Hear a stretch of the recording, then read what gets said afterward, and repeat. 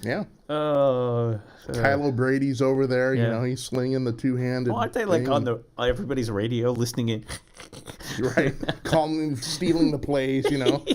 They've hacked the Rebel transmission, and now they know where the base is. They're gonna go there. It's weird when you're at the Super Bowl and the Patriots, and you see the Death Star, like the eclipse of the Death Star coming over the stadium. Right? In fact, not very many people know this either. I love that when I say not many people know this, but before the pregame, commence ignition. Yeah, those aren't F-16s flying overhead. That's that's TIE fighters. That's TIE fighters. Yeah, Darth. They're going up to do the goal kicks, like commence ignition.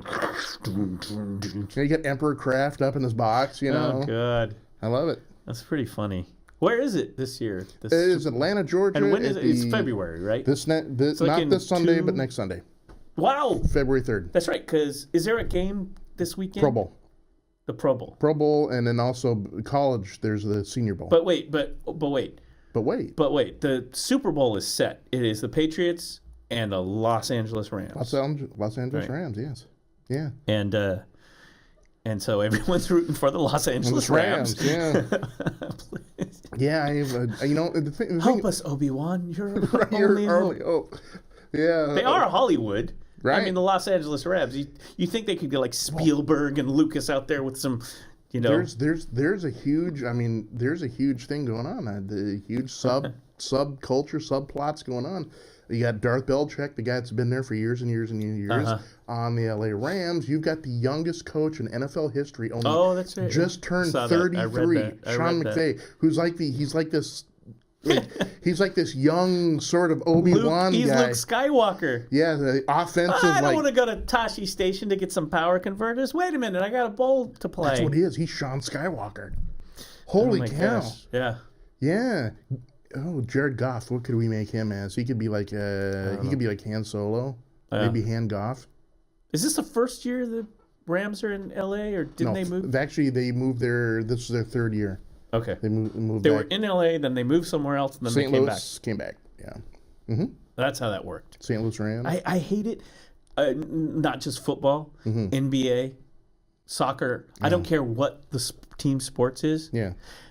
I wish there was always a rule in the league that you can't take the name with you, because it always screws you up. The only time that's ever happened in NFL, and it did happen, believe it or not, NFL put their foot down once, and that was the Cleveland Browns when Cleveland moved to Baltimore, became the Baltimore Ravens. Yeah. The league office told them no. Yeah. You can't have the Browns, and know. Yeah. I mean, because I really have a hard time rooting for the Albuquerque Cowboys in the NFL. I do too. I mean, I'm going to have a hard time. Think about this, guys.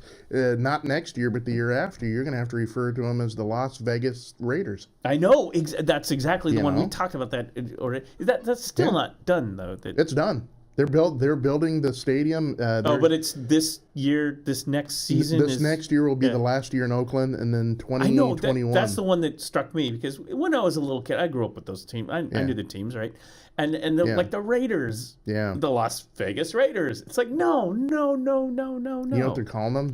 They're going to call. I mean, how would Vegas. you like it if the Blazers? I mean, hey.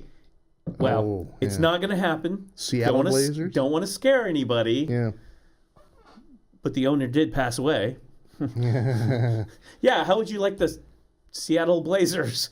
Oh my gosh. Paul Allen's sister now is, at least for the moment, has the controlling interest, and she is firmly a Washingtonian.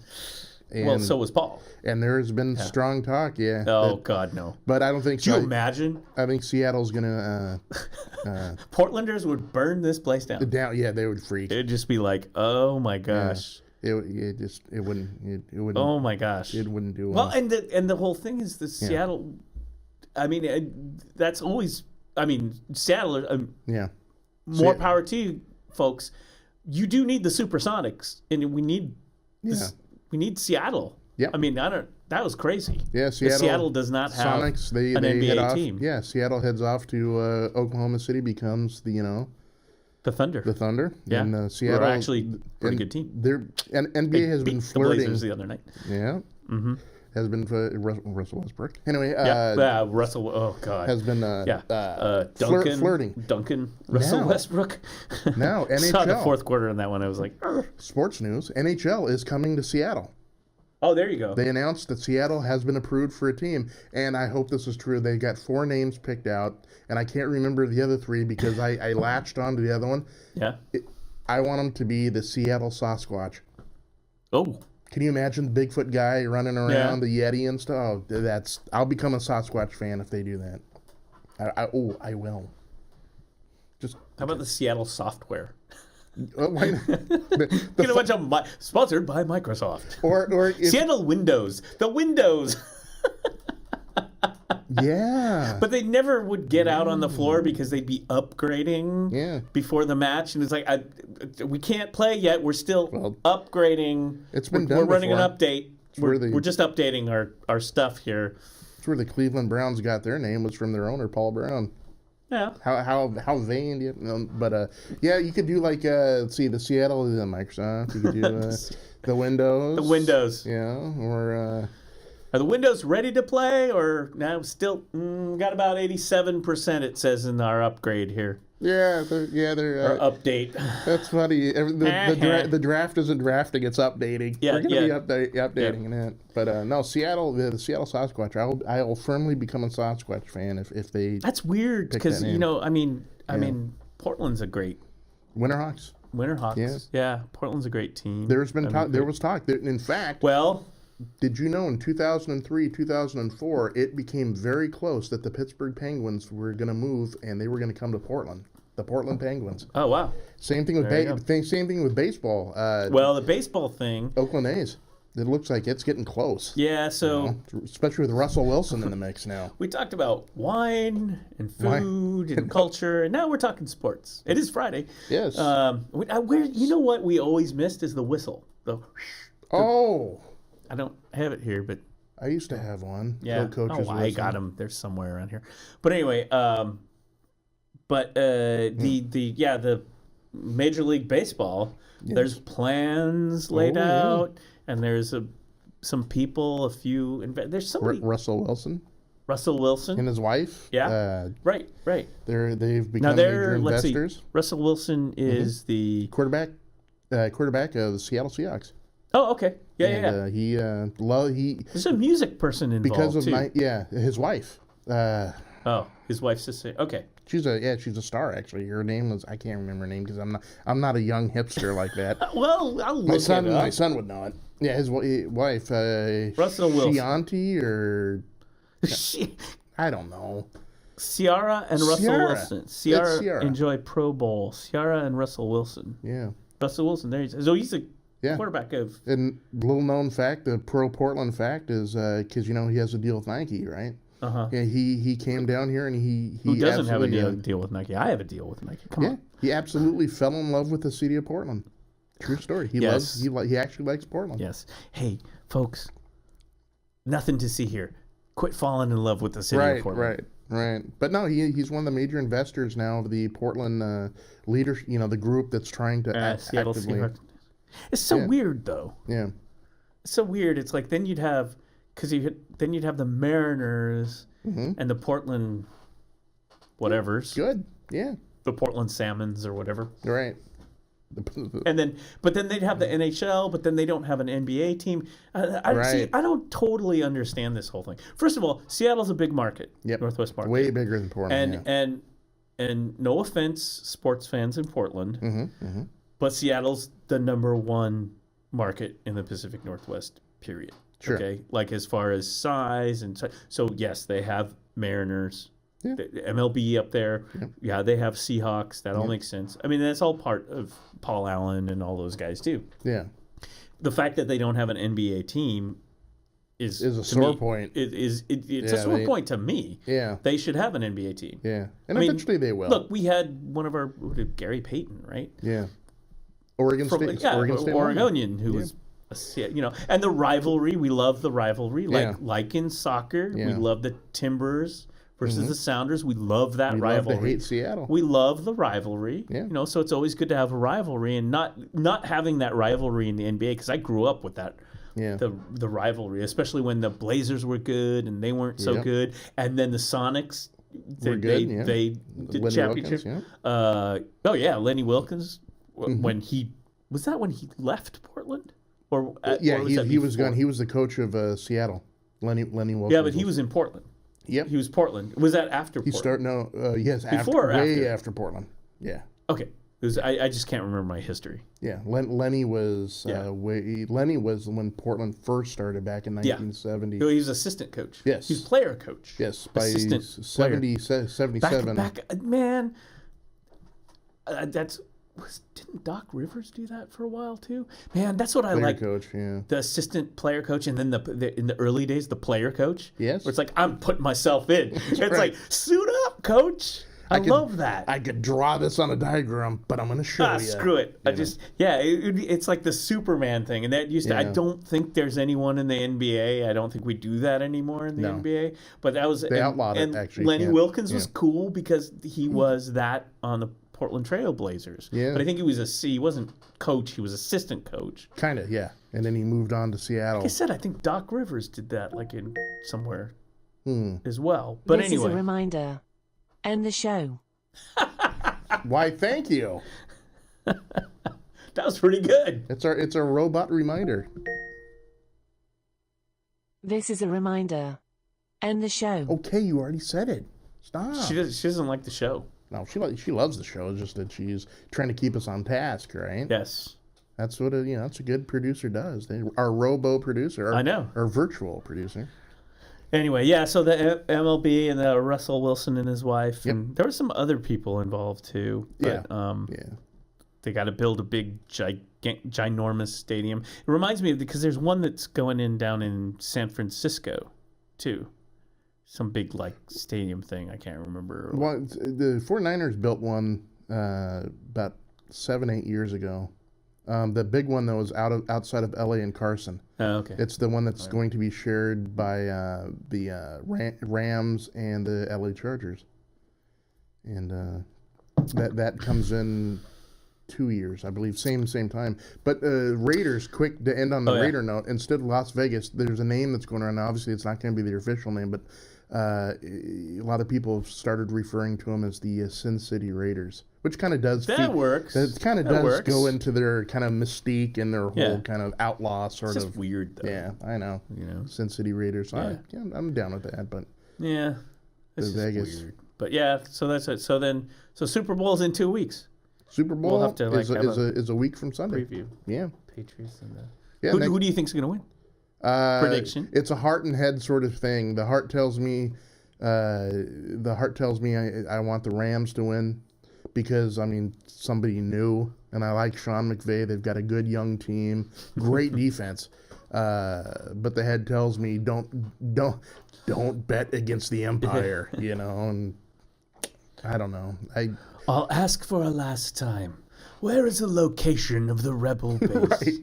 Right. Yeah. Where is the location of your the playbook? Rebel, the rebel playbook, You're a rebel. You've stolen the plans to the playbook. That's right. Dun, dun, dun, dun, dun.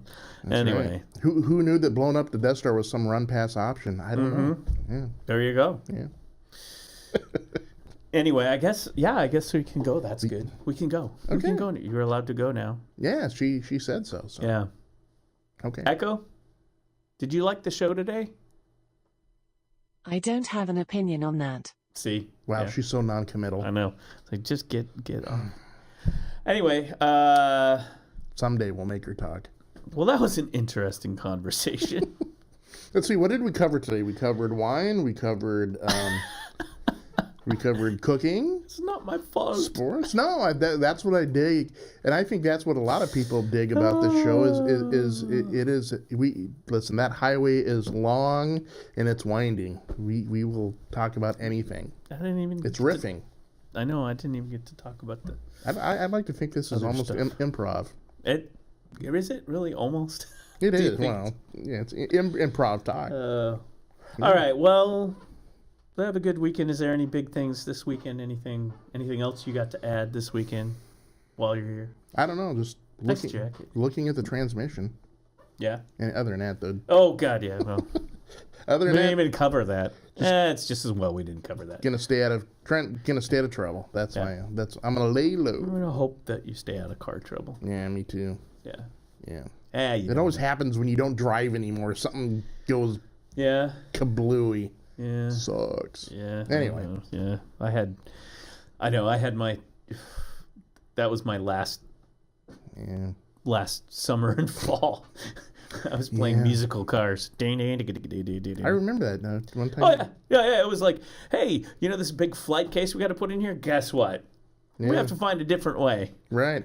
Now, I went from an SUV, a nice sized SUV, down to a sedan, an older sedan with really nice trunk space. Mm-hmm. Did I tell you this? I didn't tell you the story, but I'm not going to tell the story. But at one point it was like, nope, on the nice size SUV, which everything, fit and I have to move stuff, equipment, down to a sedan where I barely could fit, but we could do it, down to a Volkswagen Beetle. Oh, yeah, man. It was clown car. I knew things were in flux when you showed up in a Studebaker. Yeah, it was all we needed next was a Mini Cooper. I mean, and a horn and some makeup. Yeah. All right, well, take us out. Well, okay, so see y'all. I don't know, next week. I hope, right? I'm down. Looking forward to it, and some new things hopefully in the works. There you go. I hope. So stay safe. Bye, everybody.